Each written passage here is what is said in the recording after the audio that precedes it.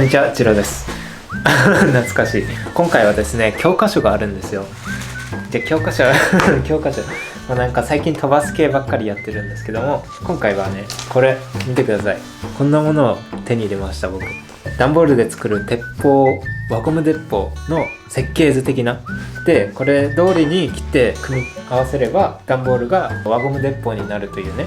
でしかも結構かっこいいんですよ、これで。これちょっと僕作ってみたいなと思ったんで、今回ご紹介しようと思いまして、はい、PDF のファイルがあるので、もし作りたい方がいましたらね、説明欄に載せておきますので、それを僕はコンビニでピピピってスマホから送ってコピーしました。1枚10円なんで90円でこの紙が手に入ります。でね、これどんな感じになってるかというと、9枚ぐらいあって、1枚目がこれで、さっきので、2枚目がこれで、3枚目がこれで、4枚目がこれで、5枚目がこれで、6枚目がこれ、7枚目がこれですね。あれなんか同じの出てきたんだけど、同じじゃないんか、ちょっと違うみたい。これちょっと違うね。ラスト白紙なんで、実際8枚なんで80円でできますね。でね、これを作っていきますよ。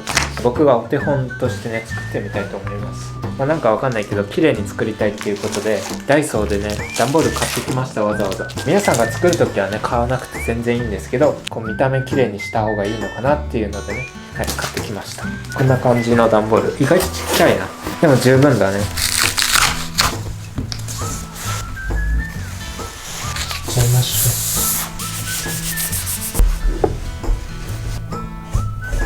これ切りづらいな。ちょびっとだけ出して切り分けをねはめてね、切ってやるととんがるんです。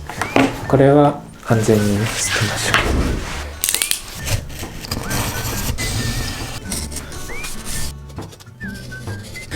う。しゃ OK、 いいんじゃない。いきますよ。段ボールだから折れないように。お、来た。怖い。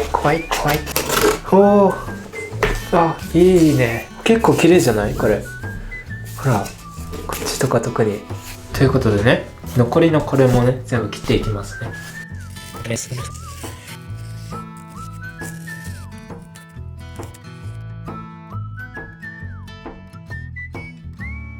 バッテリーが切れた。やっと片方終わったばっかなのにバッテリー交換しよう。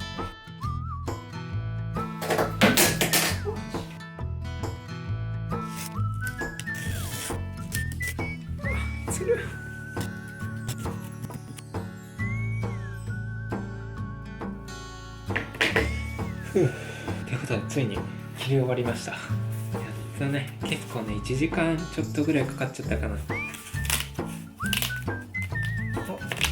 お、いいね。怖い。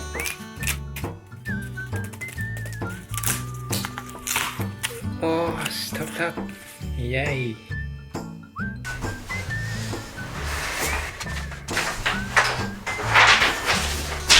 数字が振ってあるんですよ。何番って、それ通りやれば分かると思います。結構思ったより簡単でした。パーツはねこんな感じになりました。1番で2番を重ねちゃう、3番も重ねちゃう。このちっちゃいのを2つ使う。ここら辺に置くとりあえず置く。5が下で6が上。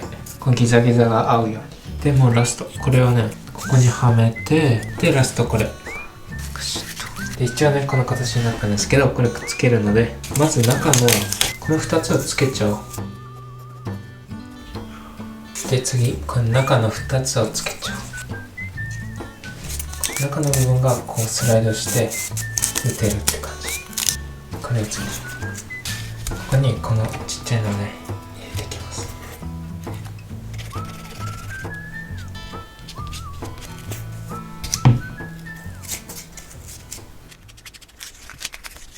よし、できた。